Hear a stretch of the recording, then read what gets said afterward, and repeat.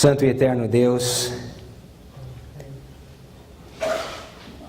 nós reconhecemos que as Tuas bênçãos já estão caindo como chuva sobre nós.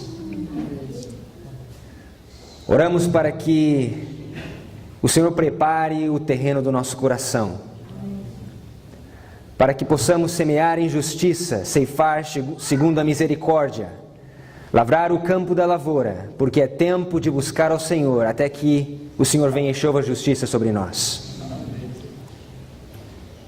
Que o leão da tribo de Judá venha abrir o selo do livrinho. Que ao corrermos com os nossos dedos pelas Escrituras, possamos aumentar em entendimento e em conhecimento.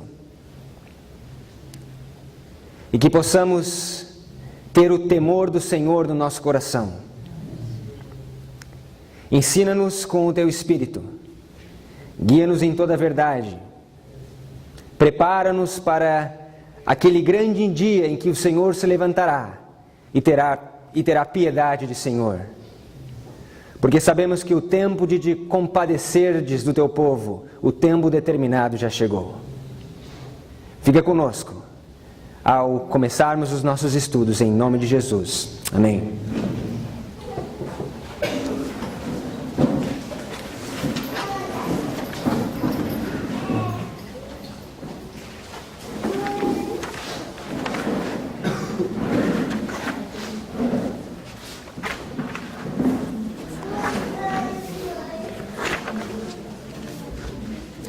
Vocês já devem ter percebido na apostila que o que nós vamos estar estudando juntos durante esses dias, pelo menos quando eu estiver aqui com vocês, é o assunto que nós conhecemos como a parábola do Adventismo. A parábola do Adventismo se encontra no capítulo 25 do livro de Mateus e é conhecida como a parábola das 10 virgens. E antes de nós abrirmos a nossa Bíblia e começarmos os nossos estudos, eu queria que vocês abrissem a apostila na página 16. E eu quero ler duas citações para nós contextualizarmos a parábola das 10 virgens para os nossos dias. Mas antes de nós lermos, eu queria dizer que, assim, a maioria de vocês talvez saiba, mas eu sou professor. E nas minhas aulas, eu sempre cultivei e sempre encorajei os meus alunos a participarem. E durante esses dias eu gostaria que vocês não se colocassem como simplesmente ouvintes e eu palestrante, mas que nós possamos nos sentir numa classe de aula, onde nós temos os nossos cadernos, os nossos livros didáticos, as nossas anotações, as nossas dúvidas. Eu encorajo que, se você tiver alguma dúvida que seja pertinente ao assunto e que não me leve muito tempo para sanar a dúvida, porque às vezes as pessoas fazem perguntas que realmente levam muito tempo para que sejam respondidas, ou às vezes até fora do assunto. Eu encorajo que vocês levantem a mão e façam uma pergunta. Porque, como eu falei ontem, nós estamos numa multidão mista. Existem pessoas que estão aqui e pessoas que estão aqui. Por isso eu não quero que nada passe por cima da cabeça de vocês, como nós dizemos no inglês. Que todos nós possamos estar na mesma página, na mesma sintonia. Amém? Citação número 1 vem da Review and Herald, dia 19 de agosto de 1890. Quando a mensagem do terceiro anjo é pregada como deve ser, poder atende sua proclamação. Torna-se uma influência permanente. Ela tem de ser tratada com poder divino, ou ela não vai realizar nada. Eu sou muitas vezes referida à parábola das 10 virgens, 5 das quais eram prudentes e 5 tolas. Esta parábola foi, e o quê? E será cumprida ao pé da letra, pois tem uma aplicação especial para esta época. E como a mensagem do terceiro anjo foi cumprida e continuará a ser verdade a verdade presente até o fim do tempo.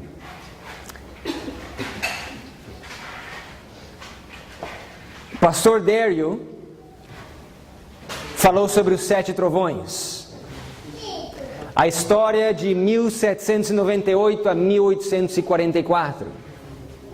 A delineação de eventos nessa história, que Cristo pediu para João selar os 7 trovões. Por quê? Porque o povo precisava ser o quê? Testado. Era uma prova de caráter.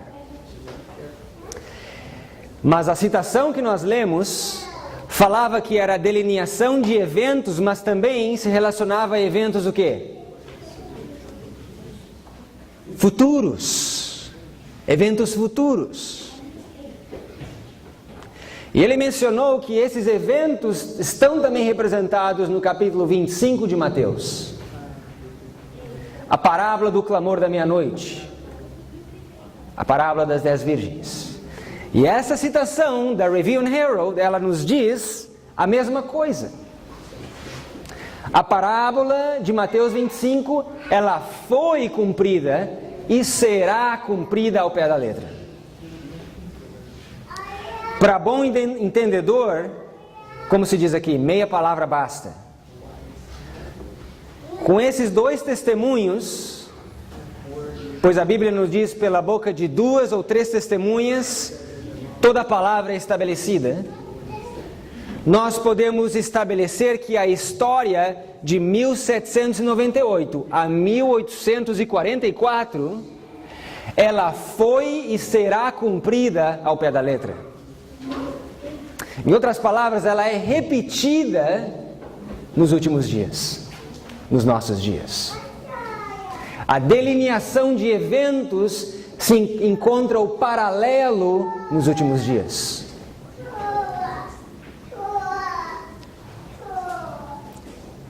Próxima citação. Está claro isso para todos?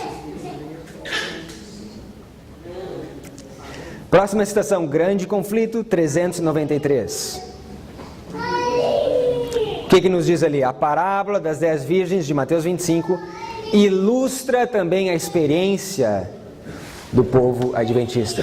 É uma ilustração, é uma parábola da experiência, não dos pentecostais, dos evangélicos, do mundo, mas do adventismo. Daqueles que professam guardar os mandamentos de Deus e a fé de Jesus. Nós vamos estudar a parábola das 10 virgens. Eu queria perguntar para vocês, antes de nós abrirmos a Bíblia, o que é uma virgem? Nós temos 10 virgens. O que é uma virgem? Uma pessoa separada do mundo que não se contaminou com o mundo. Ótima resposta. Todos escutaram o que ela falou? Uma pessoa que é separada do mundo e que não se contaminou com o mundo. Se você pega um aspecto literal, uma virgem é aquela que não teve ainda relação. Ou um homem ou uma mulher que não se relacionou sexualmente falando. Nesse caso, ela não se une com o mundo. Ela não se une. Ok. Vamos ler a parábola e aí nós vamos tentar desmembrar todos esses simbolismos, porque Nos foi dito que os profetas, e Jesus Cristo foi o maior deles, todos eles falaram mais para os nossos dias do que para os próprios dias deles. Mateus capítulo 25.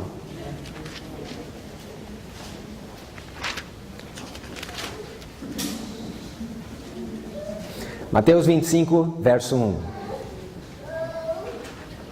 A Bíblia nos diz: então o reino do céu será semelhante a 10 virgens, que tomando as suas lâmpadas saíram ao encontro do esposo.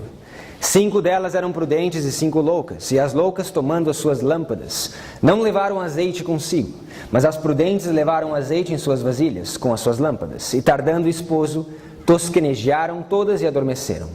Mas à meia-noite ouviu-se um clamor. Aí vem o esposo, saiu-lhe ao encontro.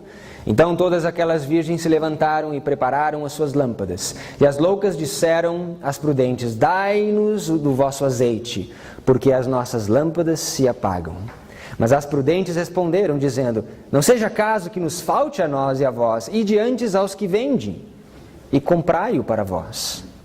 E tendo elas ido comprá-lo, chegou o esposo, e as que estavam preparadas entraram com ele para as bodas, e fechou-se a porta. E depois chegaram também as outras virgens, dizendo: Senhor, Senhor, abre-nos. E ele respondendo disse: em verdade vos digo que não vos conheço. A primeira coisa que nós temos que tentar entender é o que representa uma virgem, de acordo com as Escrituras.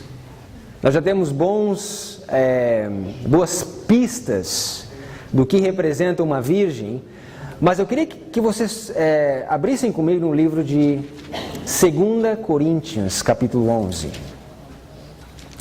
E nós vamos tentar deixar a Bíblia nos dizer o que representa uma virgem ou alguém virgem nas Escrituras. A virgem é o símbolo do quê? De acordo com as Escrituras. 2 Coríntios, capítulo 11.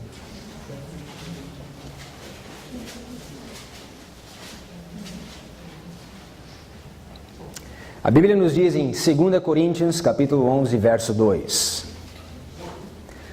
porque estou zeloso de vós com o zelo de Deus, porque vos tenho preparado para vos apresentar como uma virgem pura a um marido, a saber, a Cristo. Quem é a virgem nesse texto? É aqueles que Paulo tem preparado. Em outras palavras, a igreja. Aqueles que professam crer no segundo advento de Cristo. A virgem, de acordo com esse texto, representa eu e você que estamos aqui, nos preparando para a crise final. Nos preparando como uma virgem para o nosso marido, a saber, Cristo. Mas vejam o que Jeremias, capítulo 14, nos diz. Jeremias, capítulo 14.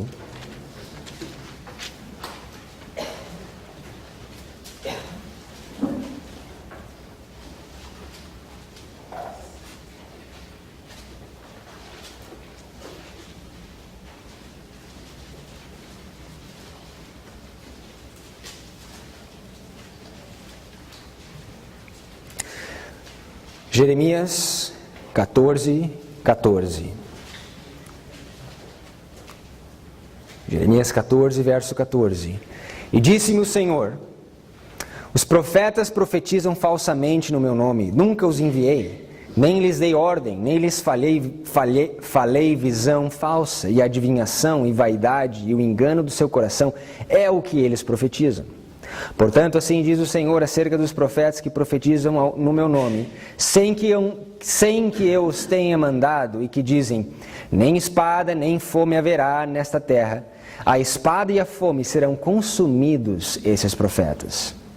E o povo a quem eles profetizam será lançado nas ruas de Jerusalém, por causa da fome e da espada, e não haverá quem os sepultem, tanto a eles como as suas mulheres e os seus filhos e as suas filhas, porque derramei sobre eles a sua maldade.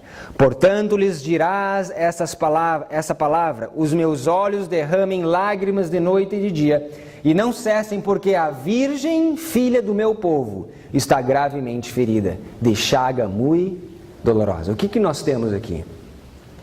A primeira coisa que nós vemos são profetas, falsos profetas, pregando uma mensagem. Que mensagem é essa que eles pregam?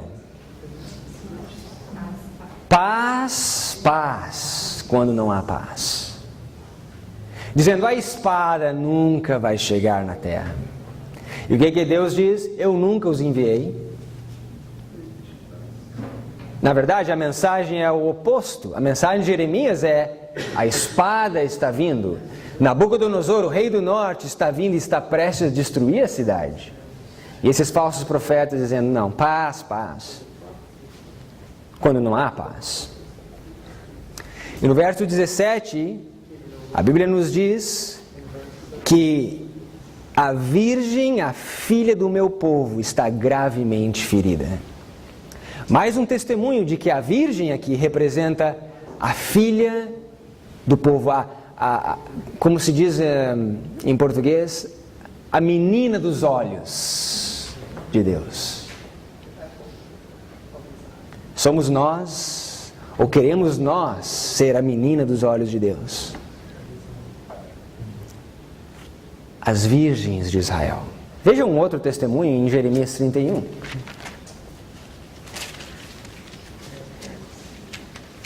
Jeremias 31.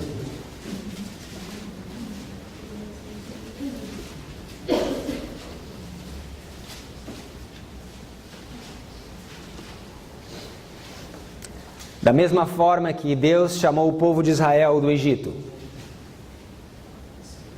entrou em aliança com ele, deu as tábuas da lei para Moisés, deu as instruções com relação ao santuário, as leis de saúde.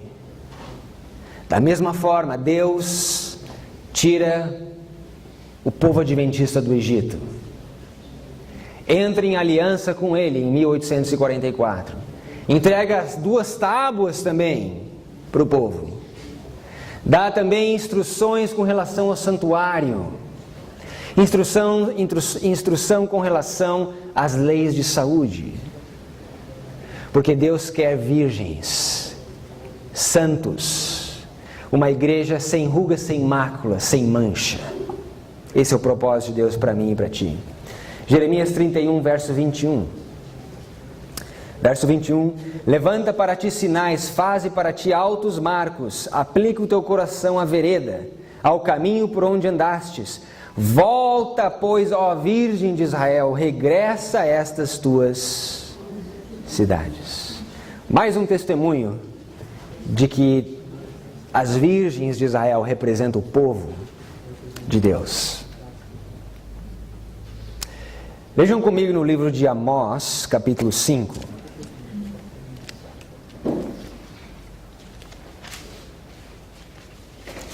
Amós, capítulo 5.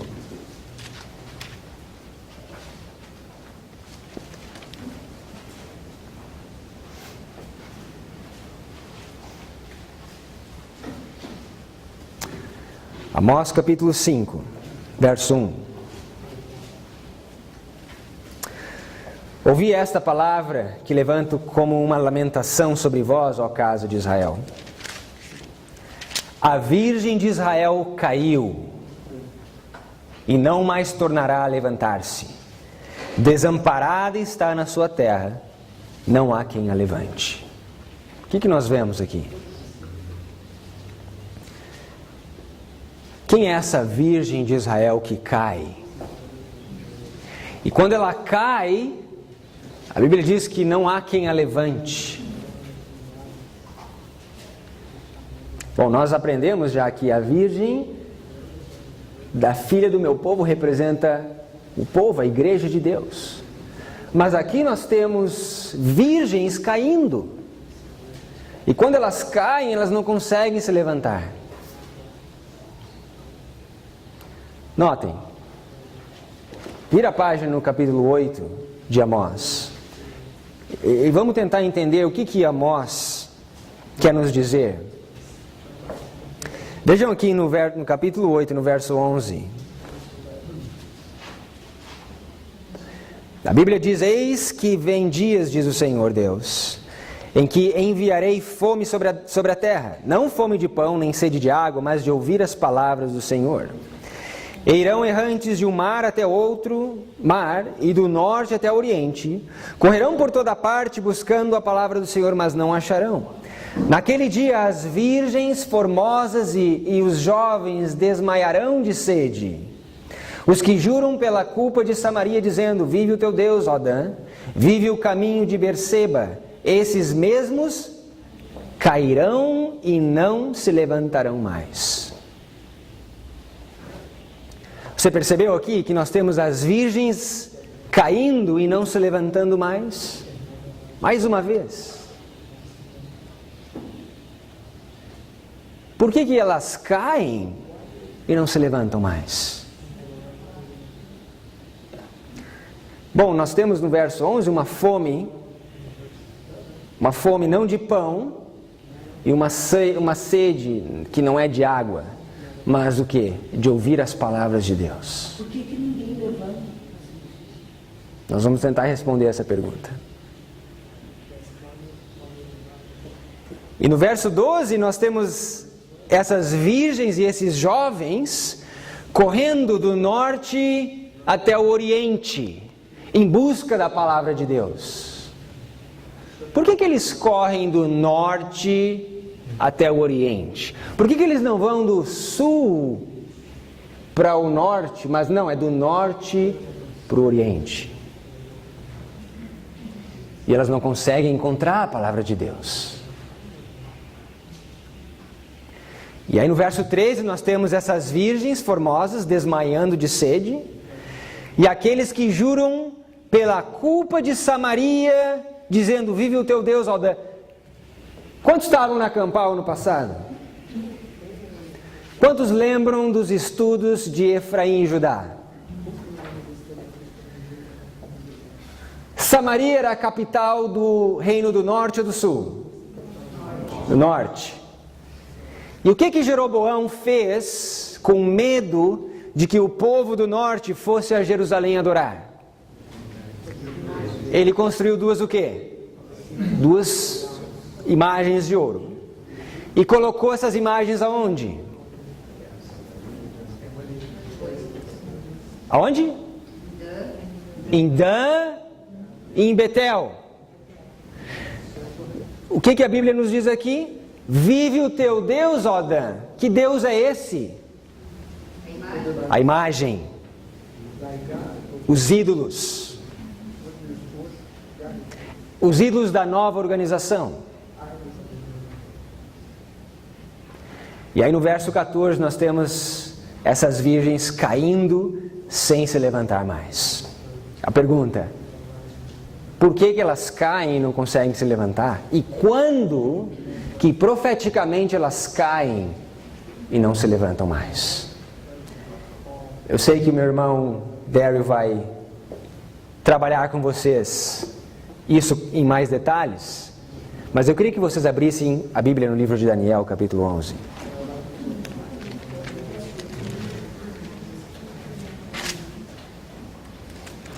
Daniel, capítulo 11, verso 41.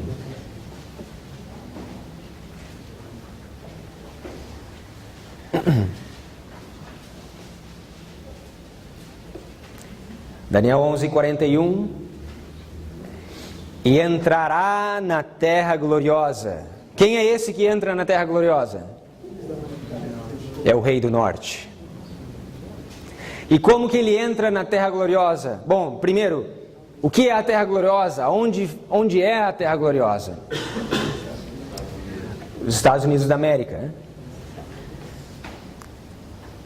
Ele entrará na terra gloriosa através de um decreto, do decreto dominical, do falso sábado, uma lei que repudiará todos os princípios que fizeram dos Estados Unidos da América a terra gloriosa, que é a Constituição Americana.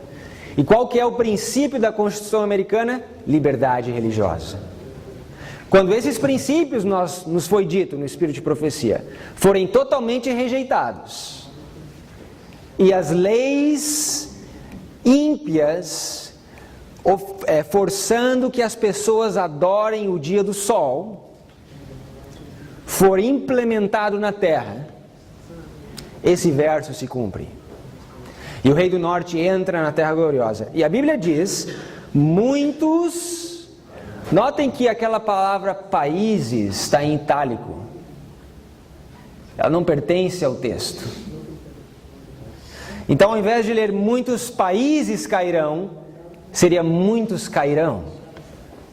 Quem são esses que vão cair? Muitos cairão.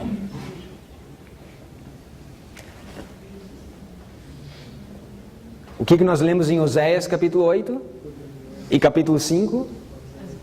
As virgens cairão. Uau! Então, a razão que elas vão cair, nós já entendemos. E eu sei que o Daryl vai trabalhar mais isso. Mas será que são todas as virgens que caem?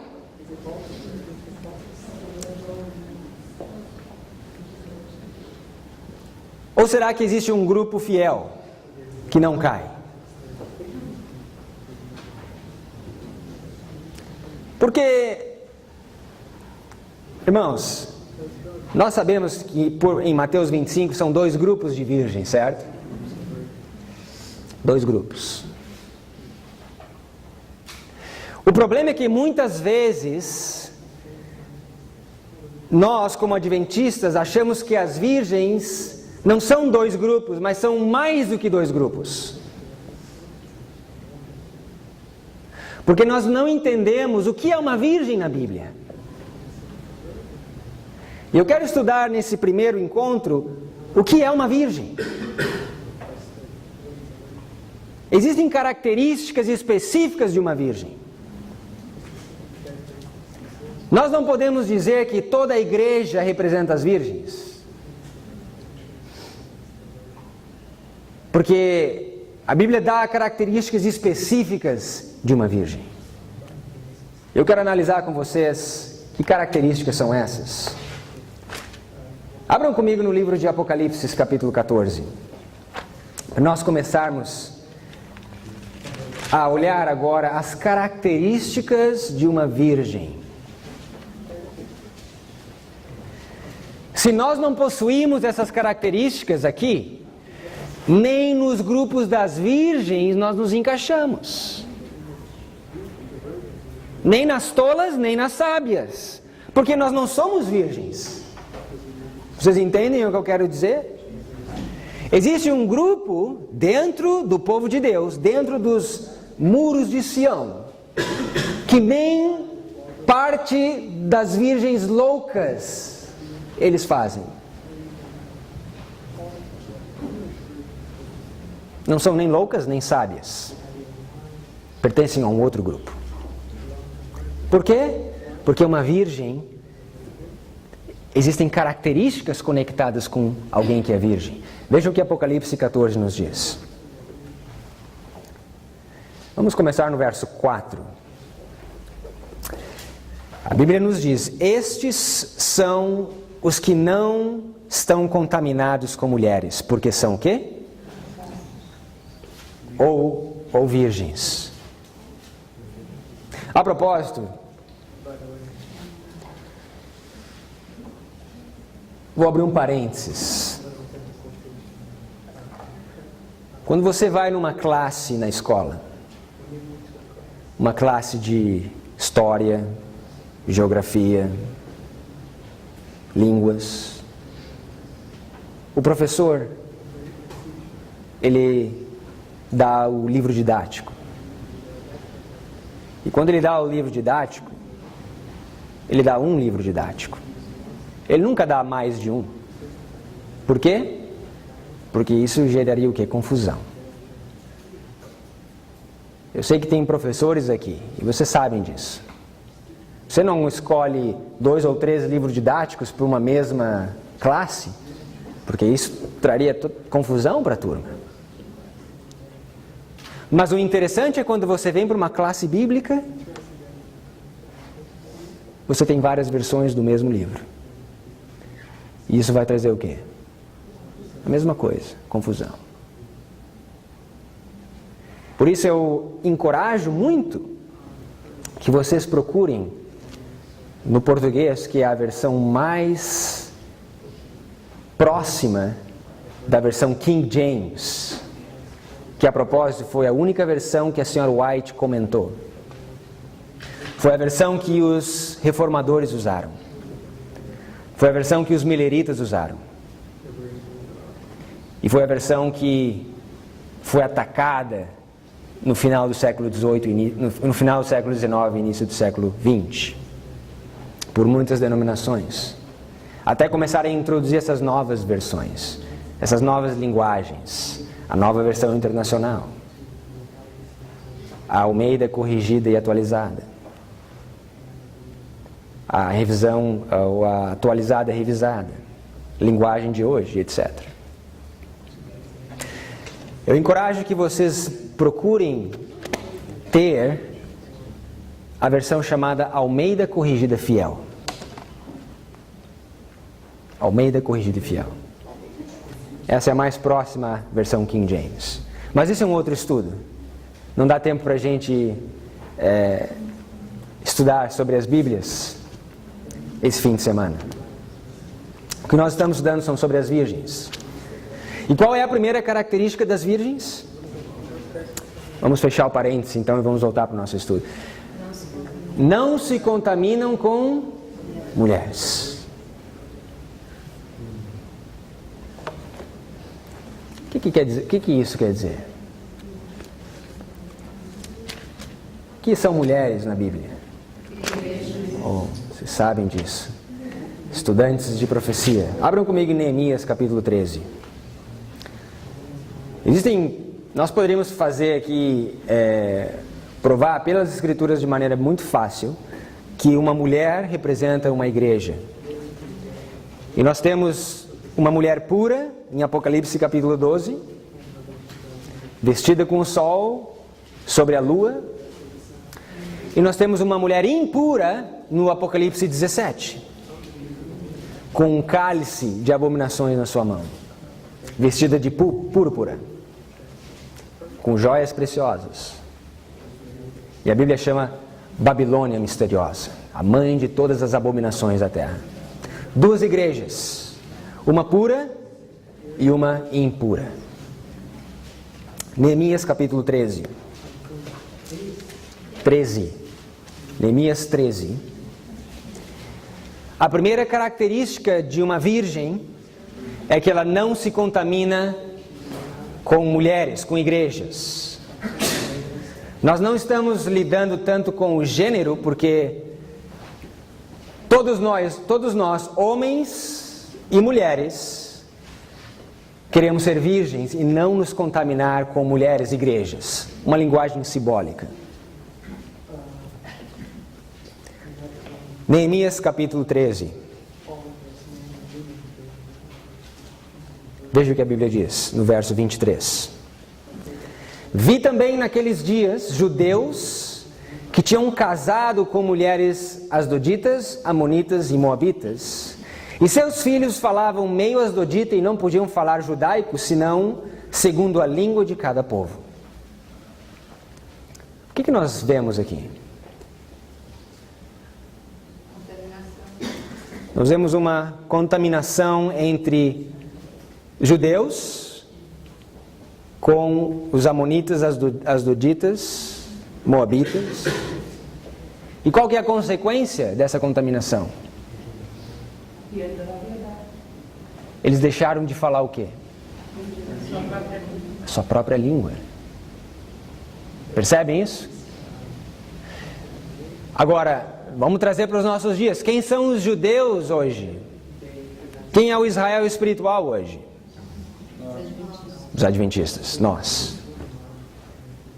E quem são as mulheres moabitas, asdoditas e amonitas? Representam as falsas, as outras igrejas, contaminadas com as doutrinas de Babilônia. E o que acontece? Uma mistura, um casamento ilícito E qual que é a consequência desse casamento? Os judeus, o Israel espiritual, nós, adventistas do sétimo dia, acabamos por esquecer a língua dos judeus. O que isso quer dizer? Esquecer a língua dos judeus? As verdades que Deus. Amém. Abram comigo no livro de Gênesis, capítulo 11. Não podiam mais falar a língua dos judeus.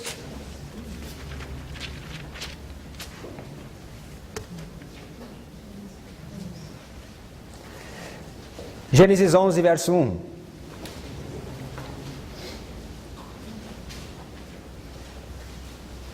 Gênesis 11, verso 1.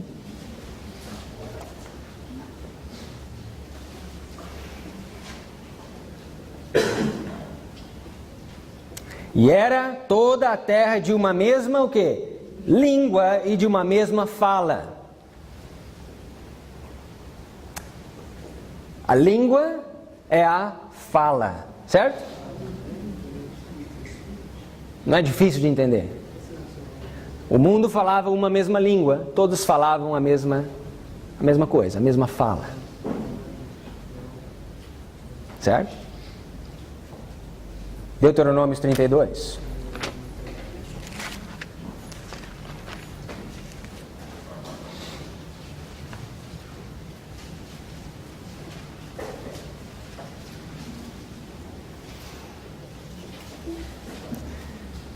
Verso 1.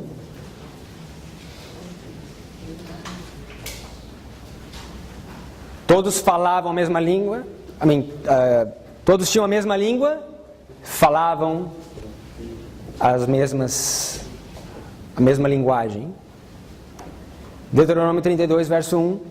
Inclinai os ouvidos aos céus e o quê? Falarei. E ouça a terra as palavras da minha boca. Goteja a minha doutrina. Podemos parar ali. O que representa essa língua, essa fala que os judeus esqueceram? A doutrina. Em outras palavras, irmãos, quando nós nos misturamos com as mulheres espirituais dos últimos dias, as igrejas apóstatas, nós acabamos por esquecer da nossa doutrina. E eu pergunto para vocês, de que forma nós corremos o risco de nos misturar com essas mulheres? E dê alguns exemplos aí. Quero ver se nós estamos na mesma página, na mesma sintonia. A filosofia, música, educação, vestuário, comida, costumes. Muito bom. Diversões, entretenimentos. A lista continua. Ou seja, quando nós começamos a adotar os costumes e as tradições daqueles que não guardam os mandamentos de Deus e a fé de Jesus, quando nós começamos a fazer o que eles fazem, a incorporar as suas músicas na nossa adoração, nós esquecemos os nossos hinos, os hinos do segundo advento, do grande movimento adventista, e nós começamos a cantar aqueles hinos emocionais, aquelas coisas que apelam para a emoção. E começamos a introduzir rock nos nossos cultos, e balada, e bateria, e músicas que nós estamos aprendendo de Edom, Moab e Amon. E o nosso estilo de culto começa a se parecer com o estilo de culto das outras igrejas. Porque nós, assim como Salomão, nós temos aquela desculpa de que se eu me misturar, eu vou atrair eles para dentro da igreja. Eu quero salvar eles, eu quero trair. E aí você acaba trazendo os costumes e as tradições e as doutrinas dessas falsas instituições, essas mulheres impuras. E assim como Salomão, o que aconteceu quando ele se misturou com as mulheres? A Bíblia diz que o coração dele foi apartado de Deus. Vamos lá no livro de 1 Reis. 1 Reis, capítulo 11.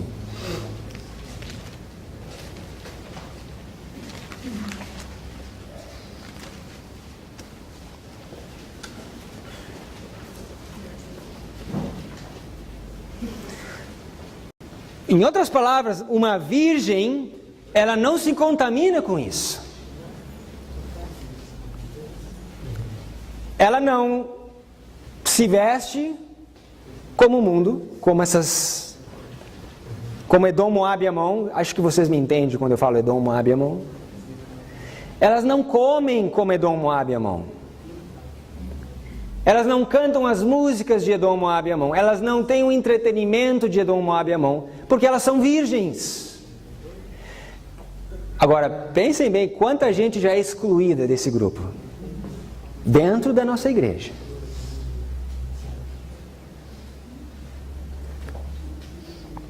Veja a história de Salomão, no livro de Reis, capítulo 11. E o rei Salomão, no verso 1, amou muitas mulheres estrangeiras, além da filha de Faraó, moabitas, amonitas, edomitas, sidônias e etéias. Você sabe que o Faraó na Bíblia é chamado grande dragão em Ezequiel 33? Salomão estava dormindo com a filha do dragão, irmãos. E quem é o dragão nos últimos dias? Espiritualismo. Nós aprendemos hoje de manhã. Mas além da filha de Faraó, existiam outras. Quantas? Quantas existiam?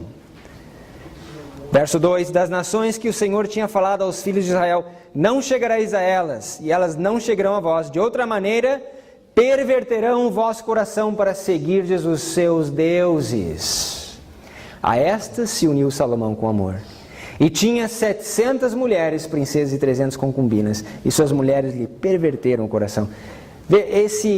Essa desculpa que Salomão teve de querer se misturar com esse povo para tentar converter eles, é uma mistura, é uma desculpa esfarrapada. Deus já sabia disso. Deus disse: se você fizer isso, se você misturar a linhagem santa com essas outras nações, você vai acabar se pervertendo e adorando os seus deuses. E nós sabemos que foi isso que aconteceu. E a situação foi tão triste de Salomão que chegou a um ponto que a Ellen White nos diz que ele chegou a ficar afeminado. Você imagina, o rei mais sábio de Israel. Nós estamos falando das virgens sábias e nécias. Aqui está o rei mais sábio do povo. E ainda assim foi enganado. É uma lição para nós. Porque a Bíblia diz: aquele que está de pé, cuide que o quê? Não caia. Dia a dia. Hoje você pode estar de pé. Hoje eu posso estar de pé. E eu conversava agora no intervalo com uma amiga e nós conversávamos sobre isso. Uma grande amiga nossa que gostava de pregar a palavra de Deus, estava de pé defendendo os princípios do espírito de profecia. E hoje está totalmente no mundo. Uma questão de pouco tempo ela virou da água para o vinho. E a Bíblia diz que aqueles que um dia experimentaram o conhecimento de Deus e viram como Deus é bom, mas ainda assim se viraram de costas e rejeitaram, a Bíblia diz que o segundo estado, ou o estado final, é pior do que se eles nunca tivessem conhecido a verdade. Como o cachorro volta ao vômito, como a porca volta à lama, assim a Bíblia diz. Salomão é uma advertência para aqueles que se dizem sábios nos últimos dias.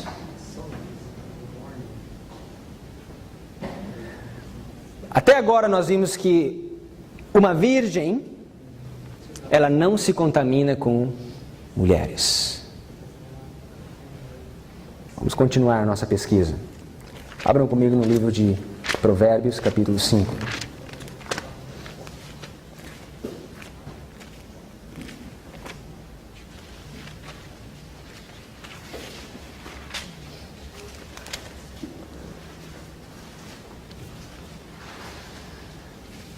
Provérbios, capítulo 5.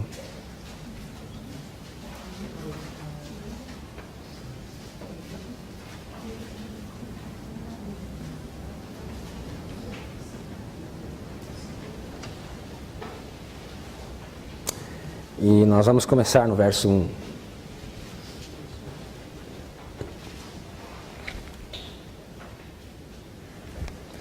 Filho meu, atende a minha sabedoria, a minha inteligência, inclina o teu ouvido, para que guardes os meus conselhos e os teus lábios observem o conhecimento. Porque os lábios da mulher estranha destilam favos de mel, e o seu paladar é mais suave do que o azeite.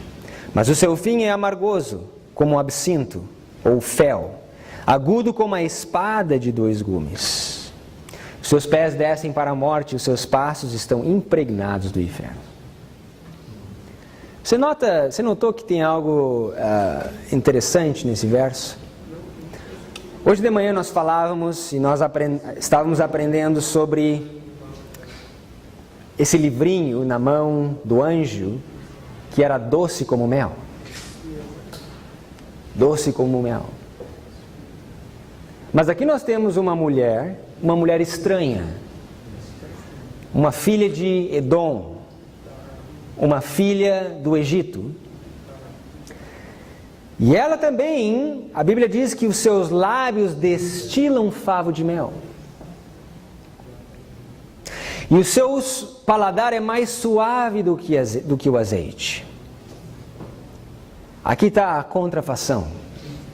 Aqui está uma outra mensagem que também é doce. Que também soa agradável aos ouvidos. Mas que o final é amargoso. E os seus passos descem para a morte. E estão impregnados do inferno. Essa é a consequência para aqueles que se misturam com essas estranhas mulheres. Aparentemente você não vê nada de errado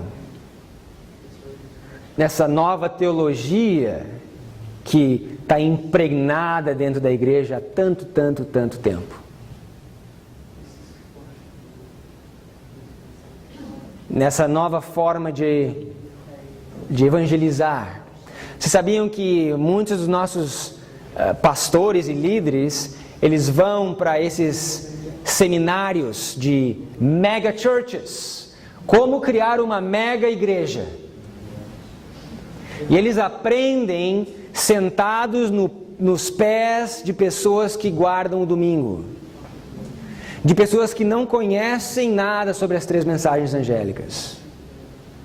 E esses ministros têm a pretensão de ensinar os pastores adventistas do 7º dia a como organizar as suas igrejas, a como evangelizar as suas igrejas, como evangelizar o mundo. E a consequência está aí diante de nós. A gente não precisa ficar falando sobre isso, porque acho que a maioria aqui consegue ver, porque é claro, é muito claro o que está acontecendo. Então a primeira característica da virgem é ela não se contaminar com mulheres. Ela não se veste como o mundo. Ela não come as coisas do mundo. Ela não escuta as músicas do mundo. E quando eu falo mundo, irmãos, eu estou falando do mundo religioso. Do mundo religioso. Só porque as letras da música falam sobre Cristo e Jesus e Deus, isso não faz da música uma música sagrada e religiosa. Porque aquele ritmo rock foi usado pelo diabo durante mais de 50 anos. E agora nós pegamos esse ritmo e queremos oferecer a Deus a mesma coisa. Um tipo de música que levou milhares e milhares de pessoas à ruína e à perdição e à morte. As drogas, a promiscuidade e etc. E nós queremos apresentar o mesmo ritmo a Deus agora.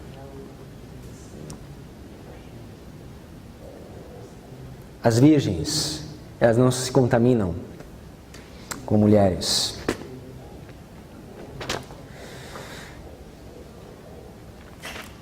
Próxima característica que eu queria apresentar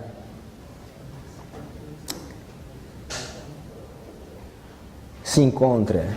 Bom, voltem comigo em Apocalipse 14.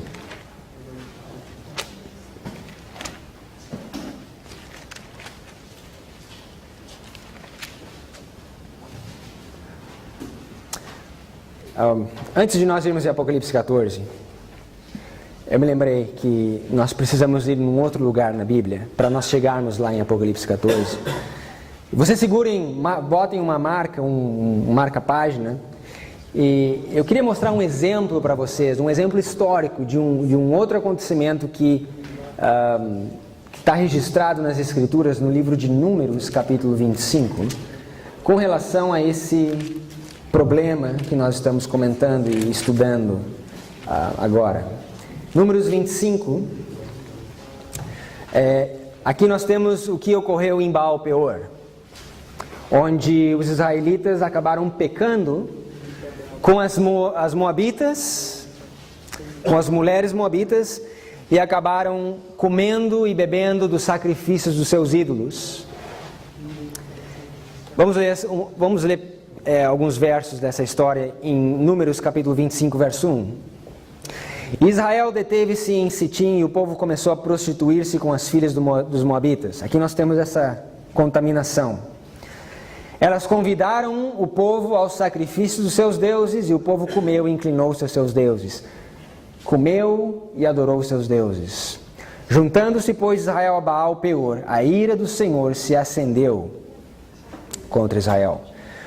Se vocês lembram da história, quantos participantes nós temos nessa história que levaram o povo de Israel a cometer prostituição, fornicação e sacrilégio perante Deus? Quais eram esses participantes que fizeram com que o povo de Israel tropeçasse? Vocês lembram?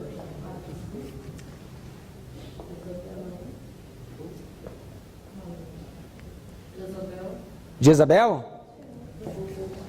Não, Jezabel não estava nessa história ainda. Balaão. Quem mais? Balaque e as mulheres moabitas. 3. Amém? Quem era Balaque? Era um rei, o poder político. As mulheres moabitas, nós acabamos de mencionar em Apocalipse 17, aquela mulher impura com o cálice da sua fornicação. Representa essa igreja imoral, que por sinal representa Jezabel também. Alguém falou Jezabel? Na história de Elias nós temos também a mesma tríplice aliança. Não Acabe, já fui para a história de Jezabel. Balaque, as mulheres moabitas e Balaão. Quem era Balaão? O falso profeta. Lembrem que Balaão tentou amaldiçoar o povo de Deus, mas quando ele tentava amaldiçoar, o que acontecia? Ele abençoava. E aí ele teve uma ideia. Ele disse a Balaque: eu sei como fazer com que Deus remova a proteção de Israel. Irmãos, o diabo sabe como remover a proteção de Deus e dos seus anjos do seu povo. Ele sabe esse segredo e ele tem batido nessa tecla durante todas as gerações da história sacra. Qual que é a tática? fazer com que o povo, o quê? Seja contaminado. Peque. Se Satanás... Bom, o que aconteceu é que Balaão falou isso para Balaque, e Balaque disse, essa é uma ideia mestra, vamos mandar umas mulheres aí, vamos ver se eles não cometem fornicação e adultério, e começam a adorar ídolos, e comer coisas contaminadas por ídolos, e aí nós conseguimos pegar eles. E o que aconteceu? Não sabemos o final da história. Mas notem, aqui nós temos representada a tríplice aliança que Satanás levanta contra o povo de Deus nos últimos dias. O poder político, o dragão, as mulheres, a besta e o falso profeta. A besta, o dragão e o falso profeta. Não há nada novo debaixo do sol. Deus ilustra o fim desde o princípio. Agora sim, voltem comigo no livro de Apocalipse 14. Não 14, Apocalipse 2. Apocalipse 2.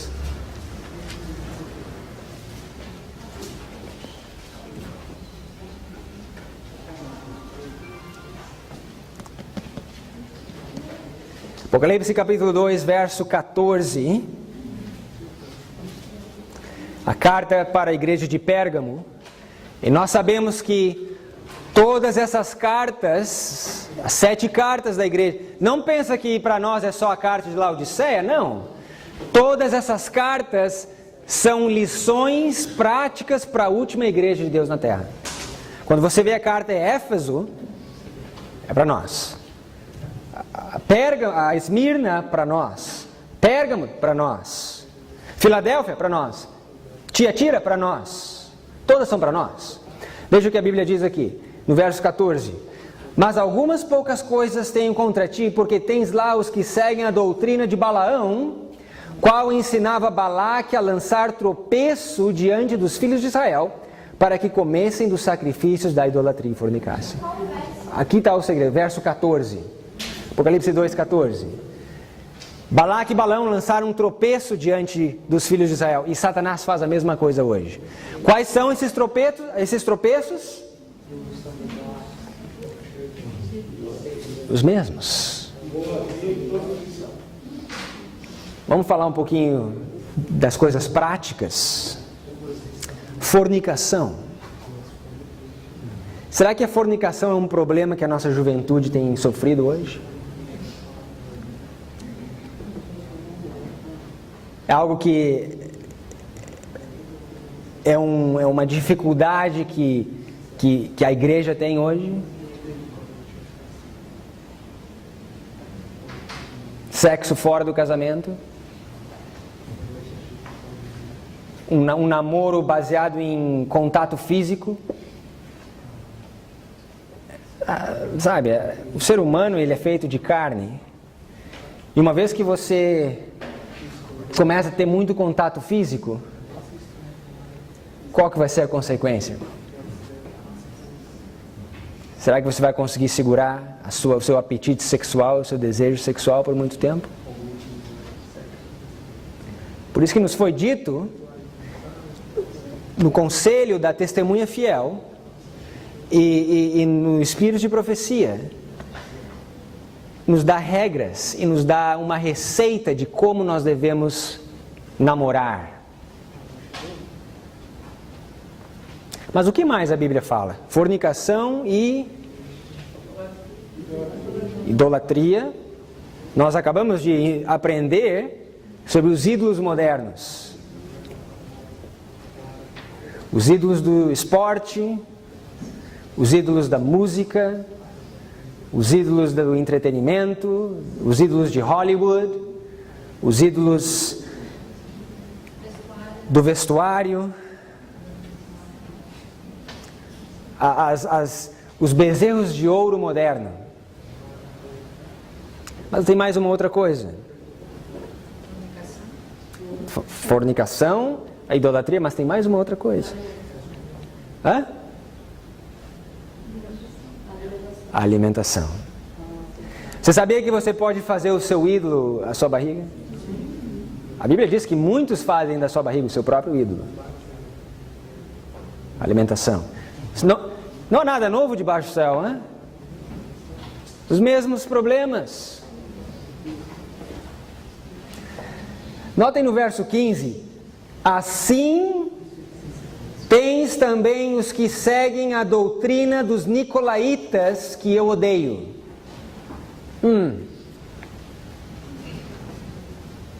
Temos nós seguido a doutrina dos nicolaítas também? Porque nós temos visto que é sempre os mesmos problemas, sempre os mesmos enganos. Não há nada novo. Geração após geração, é as mesmas estratégias. Só muda um pouco o visual, a aparência, mas é o mesmo problema. Que doutrina é essa dos nicolaítas? Se nós conseguirmos identificar a doutrina dos nicolaítas, talvez nós possamos ver se essa doutrina existe no meio de nós hoje. Nicolaítas eram seguidores de Nicolau. Quem era Nicolau? Era ele um pagão? Um idólatra? Um moabita? Quem era Nicolau?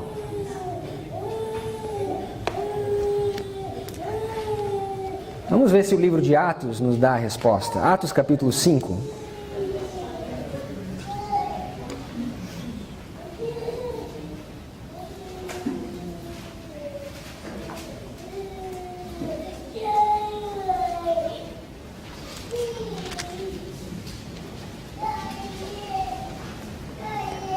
Desculpa, Atos capítulo 6. Atos capítulo 6.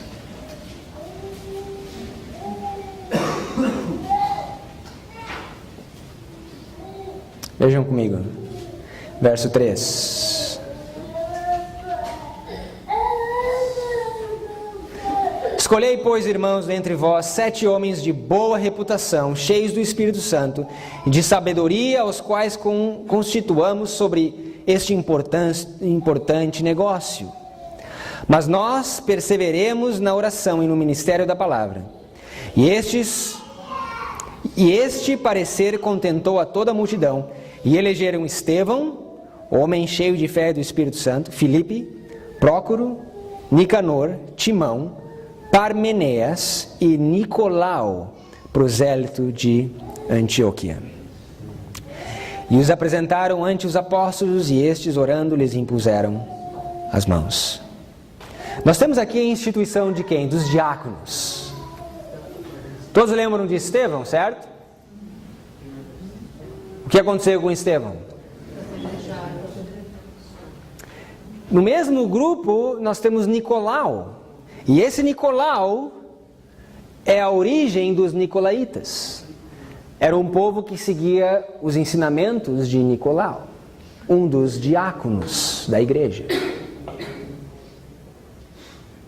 Notem que a doutrina dos nicolaítas nasceu dentro da igreja. Era um problema que veio de dentro da igreja. Quero mostrar para vocês, peguem as suas apostilas. Eu coloquei na apostila na página 16, uma citação da concordância bíblica. A citação número 3 ali. Diz assim, G3532, essa é a palavra Nicolaitas.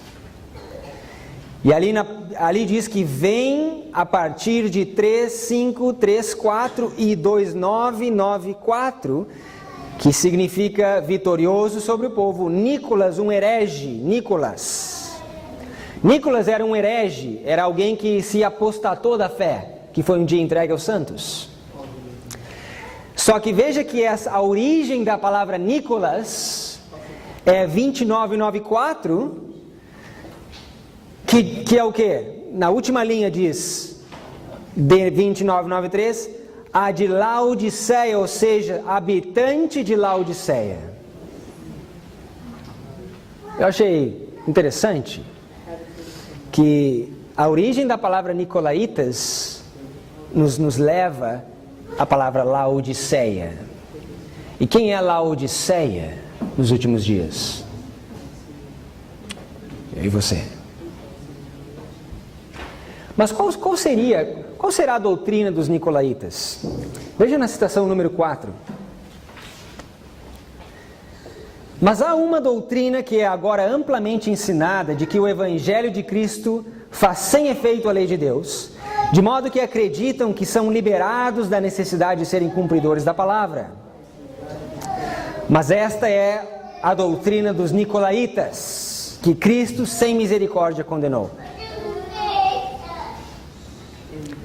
Aqueles que estão a ensinar essa doutrina hoje têm muito a dizer no que diz respeito à fé e à justiça de Cristo, mas eles pervertem a verdade, apresentam-na a causa do erro. Eles declaram que só temos de acreditar em Jesus Cristo e que só a fé é suficiente, que a justiça de Cristo é a credencial dos pecadores, que essa justiça imputada cumpre a lei por nós e que estamos sob nenhuma obrigação de obedecer à lei de Deus. Esta classe afirma que Cristo veio para salvar os pecadores e que os salvou. Estou salvo, eles vão repetir vez após vez. Mas eles são salvos enquanto transgridem a lei de Jeová? Não. Pois as vestes da justiça de Cristo não são um disfarce para a iniquidade. Tal ensino é um engano grosseiro. E Cristo torna-se para essas pessoas uma pedra de tropeço, como foi com os judeus para os judeus, porque eles não o receberam como seu Salvador pessoal. A esses professos crentes em Cristo, porque eles separam Cristo da lei e consideram a fé um substituto para a obediência. Eles separam o Pai do Filho, o Salvador do mundo. Praticamente eles ensinam, tanto por preceito e exemplo, que Cristo, pela sua morte, salva os homens em suas transgressões. Fica um pouco mais claro a doutrina dos Nicolaitas, depois de ler esse parágrafo. Qual é a doutrina dos Nicolaitas? Está muito claro. É a doutrina que diz que Cristo salva mesmo você e eu transgredindo a lei de Deus. Deus nos salva nas nossas transgressões, não das nossas transgressões. Existe uma diferença. Cristo veio nos salvar dos nossos pecados, não nos nossos pecados. Não, agora o interessante é que esses ensinos é muito popular nas igrejas evangélicas. Quando eles ensinam predestinação, que uma vez salvo para sempre, que Cristo veio cumprir a lei por nós, por isso a gente não precisa obedecer sábado e nada disso. Mas o triste é que essa heresia que nasceu dentro ou nas profundezas do abismo começou a ser introduzida dentro do mundo adventista há muitas décadas atrás. Isso não é de hoje, irmãos. Muito antes de eu nascer, isso já estava sendo introduzido.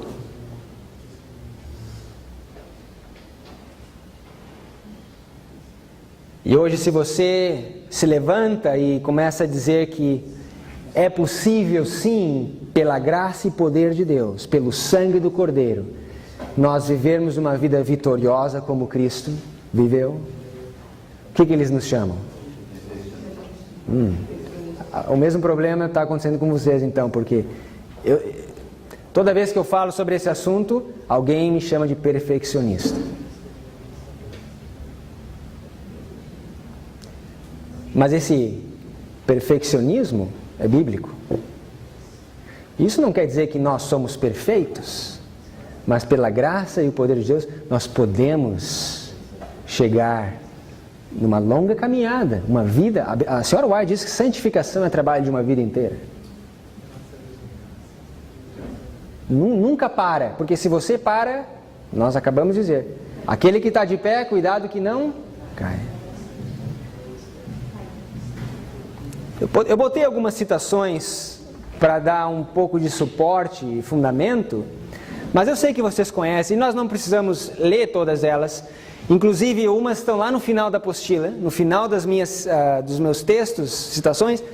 Se você quiser mais fundamento para ensinar isso e para argumentar com aqueles que não entendem, algumas citações eu coloquei lá no final.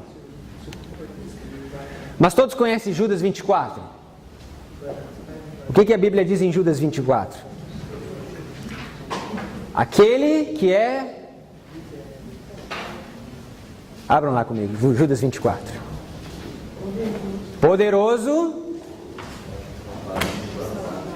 para vos guardar de tropeçar e apresentar-vos o quê? Irrepreensíveis diante, com alegria diante da sua glória. Cristo é poderoso, não só para perdoar os nossos pecados, mas para nos apresentar irrepreensíveis, com alegria diante da sua glória. Efésios capítulo 5 também nos fala que Cristo apresenta uma igreja gloriosa, santa, sem mácula. Abram comigo lá em Efésios capítulo 5.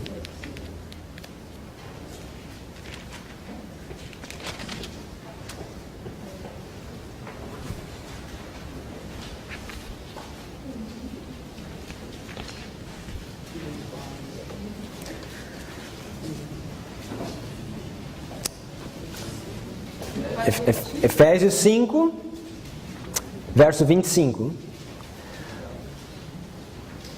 Vós, maridos, amai vossas mulheres, como também Cristo amou a igreja. Mais um texto mostrando que a mulher representa a igreja. E assim mesmo se entregou por ela para santificar, purificando-a com a lavagem da água pela palavra, para apresentar a si mesmo igreja gloriosa, sem o que? Mácula, nem ruga, nem coisa semelhante, mas santa e irrepreensível. A questão é, você acredita nisso? Porque nós temos que pegar as promessas da Bíblia e acreditar tendo fé que é possível. Não presunção, fé. Existe uma diferença entre fé e presunção.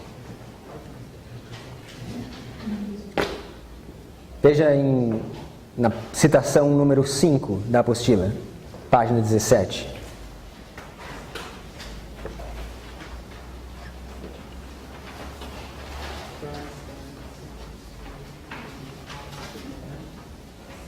Reverend Harold, 28 de agosto de 1894. Cristo morreu para tornar possível para você deixar de pecar. O quê? Eu nunca tinha lido isso antes. Cristo morreu para tornar possível para você deixar de pecar. Uau!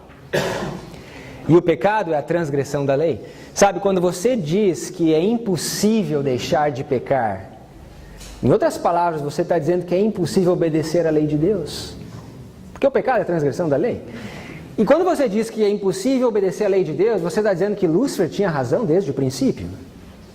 Porque esse foi o argumento. E o sacrifício de Cristo foi em vão. Número 6. Testemunhos 8, página 297, parágrafo 1. Bom, não, essa nós vamos ler daqui a pouco, ao nós finalizarmos o estudo.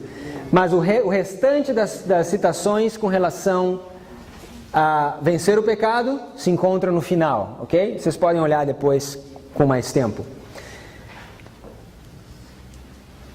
Segunda característica das virgens, elas não possuem a doutrina de Balaão. Ou, não a doutrina de Balaão, a doutrina dos Nicolaítas.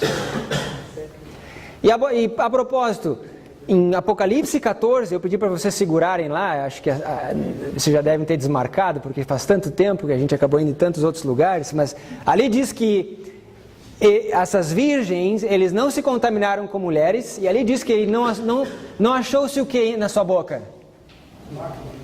Mácula engano, não tem engano na sua boca.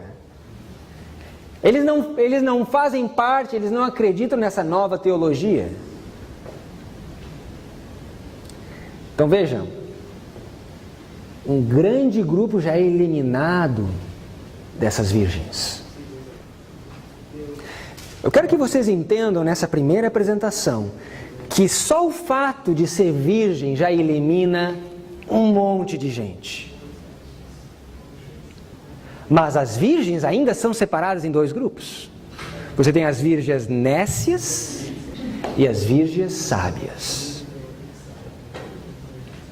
Só para eu lhe dar uma ideia, o primeiro desapontamento em 1844, na primavera, de 200 mil adventistas mileritas que esperavam a vinda de Cristo. Quando 21 de março passou, e depois 19 de abril passou, de 200 mil sobraram 50 mil só. Houve uma grande redução no número. E claro, depois em 22 de outubro, de 50 mil, sobraram 50. As virgens, elas, primeiro, não se contaminam com mulheres. E número 2, elas não possuem a doutrina dos nicolaítas. Não há engano na sua boca. Eu quero finalizar o estudo aqui.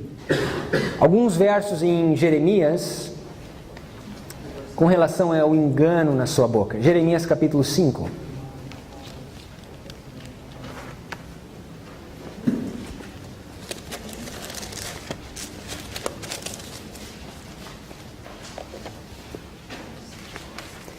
A pergunta é, irmão, irmã, se nós olharmos no espelho hoje, poderíamos nós nos encaixar no grupo das virgens? Das 10. Não estou nem falando das sábias, nós estamos falando das virgens só. Poderíamos nós dizer que hoje nós pertencemos a esse grupo? Não responda. Existem perguntas que não são feitas para que a gente responda, mas para que a gente pense só. Veja em Jeremias 5.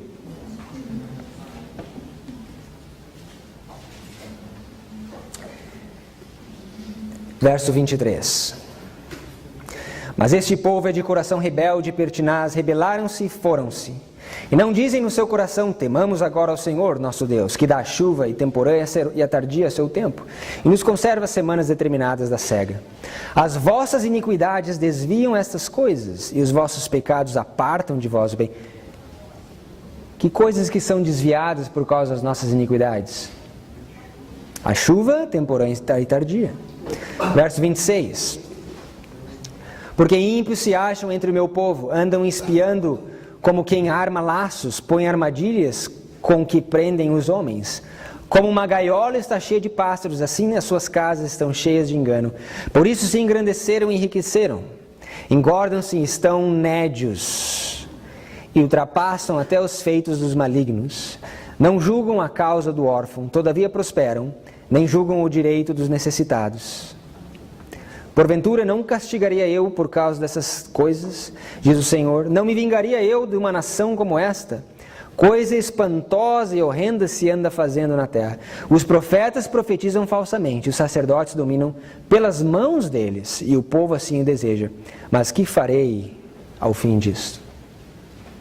Algumas coisas eu quero que vocês notem aqui. Primeiro, as nossas iniquidades é que fazem com que as chuvas sejam retidas, que o Espírito seja retido e não abençoe a terra do nosso coração, para que os frutos da justiça apareçam. Número 2, eu quero que vocês entendam que no verso 28, nos diz que mesmo diante de toda essa apostasia e iniquidade, porque capítulo 5 de Jeremias é os juízos de Deus sobre Jerusalém, não está falando da Babilônia, não está falando do Egito, está falando sobre a igreja, o povo de Jerusalém. E no meio dessa maldade toda, a Bíblia diz que ainda assim eles prosperam. Ou seja, prosperidade não tem nada que ver com santificação e santidade.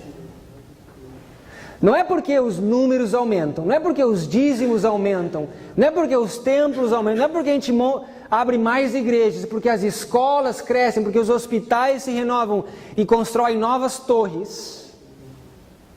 Não é isso uma indicação da nossa espiritualidade. Mesma coisa na nossa vida.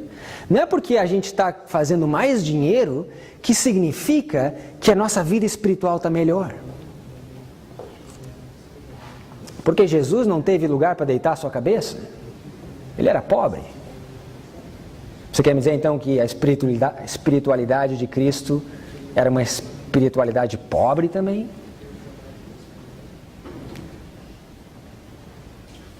E a terceira coisa que eu quero que você veja é que os profetas profetizam falsamente. Existem falsas profecias, e nós vamos ver que tipo de profecia é essa em seguida. Mas não culpa o teu pastor, não culpa o teu ancião, porque assim deseja o povo de acordo com a Bíblia. Assim o povo deseja, porque nós adoramos escutar essas mensagens diluídas, que falam de amor e que falam que Deus Ele nos salva nas nossas transgressões, que não precisa haver reforma e reavivamento. Assim o povo deseja. A razão e a culpa não é só no pastor, mas a razão que eles continuam falando essas mensagens é que nós assim o desejamos. Em inglês é mais ainda profundo, porque a Bíblia em inglês diz they love it. Eles amam receber essas coisas. É o mel daquela mulher estranha que nós lemos em Provérbios 5. They love it, eles amam.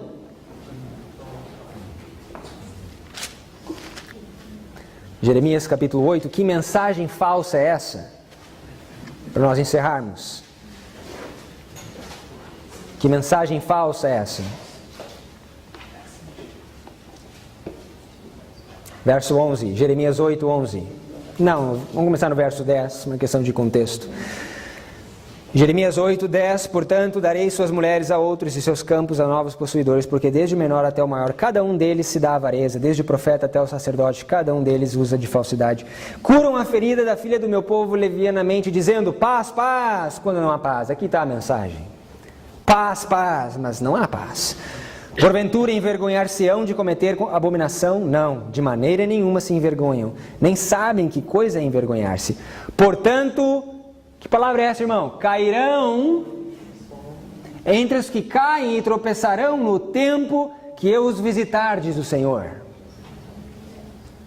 Lembram? Daniel 11, 41. Qual é a solução para esse problema? Porque Deus nunca apresenta um problema sem dar a solução. Sempre existe uma solução. Louvado seja o Senhor.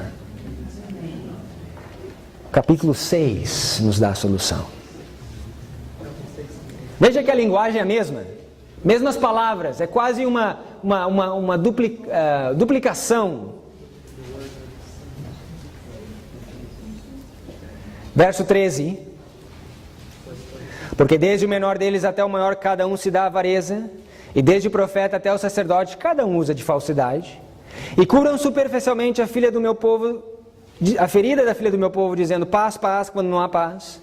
Porventura envergonhar-se-ão de cometer abominação? Pelo contrário, de maneira nenhuma se envergonham, nem tampouco sabem que coisa é envergonhar-se. Portanto cairão entre os que caem, no tempo que eu os visitar, tropeçarão, dizendo, é a mesma mensagem, é a mesma coisa. Verso 16, assim diz o Senhor, ponde-vos nos caminhos e vede, e perguntai pelas veredas antigas, qual é o bom caminho? E andai por ele, e achareis descanso para as vossas almas. Aqui está a solução. Ponde-vos nos caminhos e vede, perguntai pelas veredas antigas, qual é o bom caminho, andai por ele, achareis descanso para as vossas almas. Apostila, página 17.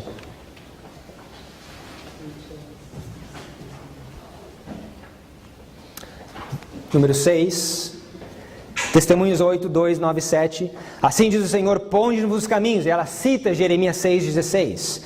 E ela diz que ninguém procure remover os alicerces da nossa fé. Os alicerces lançados no final da nossa obra. No princípio da obra. Depois você acaba de ler essa citação.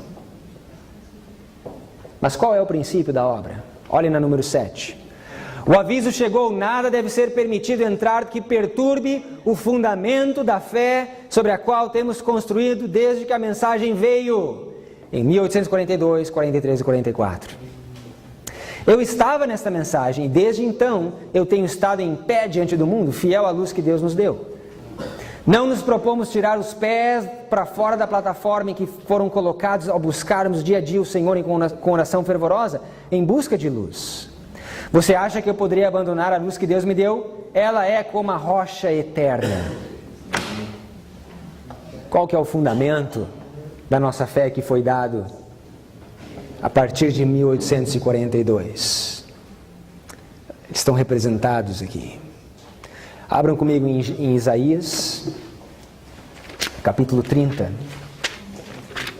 Nós vamos em Isaías, depois nós vamos no livro de Abacuque e nós vamos encerrar.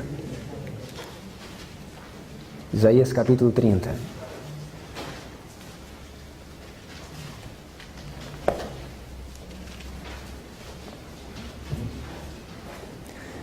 Isaías 30, verso 8. Vai, pois, agora, escreve isto numa tábua perante eles e registra-o num livro, para que fique até o último dia, para sempre, perpetuamente. Isaías aqui é recomendado por Deus para escrever a mensagem numa tábua e num livro, para que fique até os últimos dias. Temos nós vivido nos últimos dias? Essa mensagem é para nós. Que tábua foi essa? Que livro foi esse? Esse é o livrinho que nós estamos estudando com o pastor Taylor. E a tábua está representada aqui. Abacuque capítulo 2. As tábuas de Abacuque capítulo 2. A senhora White nos diz que quando ela comenta sobre esses diagramas, sobre essas tábuas, ela diz que existe uma profecia na Bíblia em relação a essas tábuas. Mas ela nunca falou isso da tábua de 1863.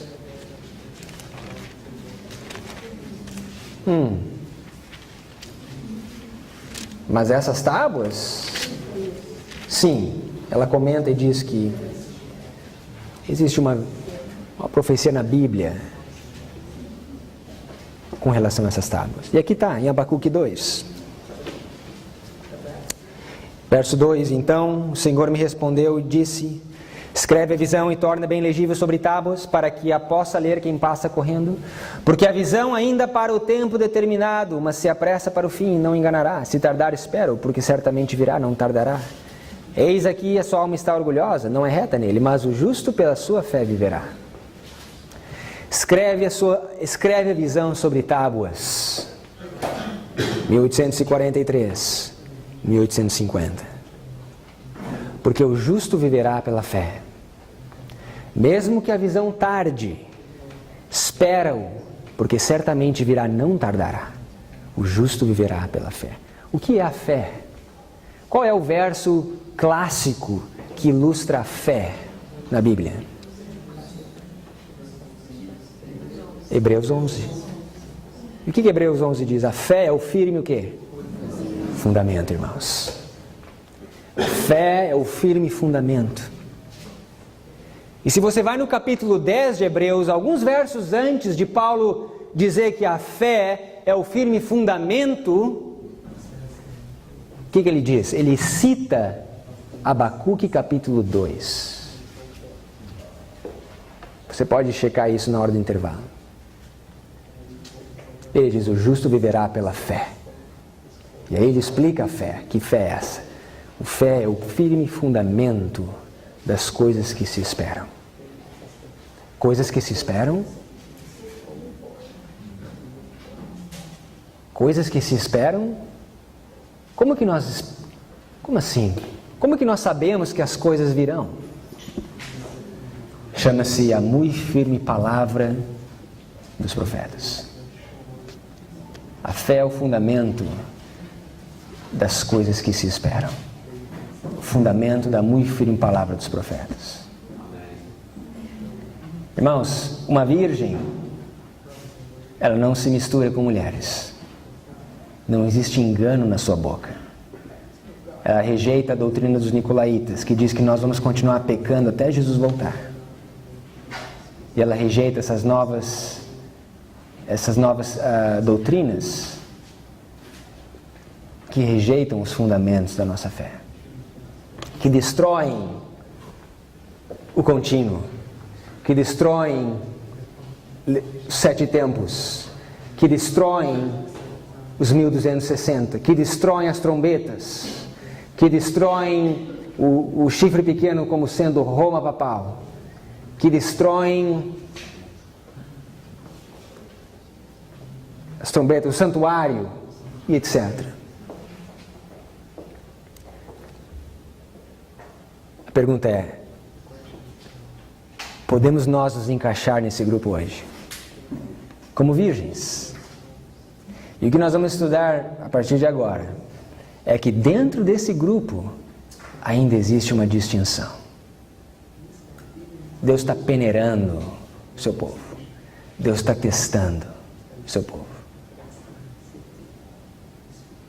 Nós vamos continuar o nosso estudo estudando esses 2 grupos, as loucas e as sábias. Vamos orar.